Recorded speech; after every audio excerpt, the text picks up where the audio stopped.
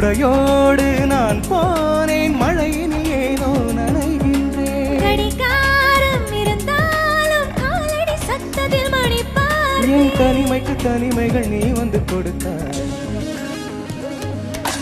விழியில் உன் விழியில் வந்து விழுந்தேன் அந்த நொடியில்.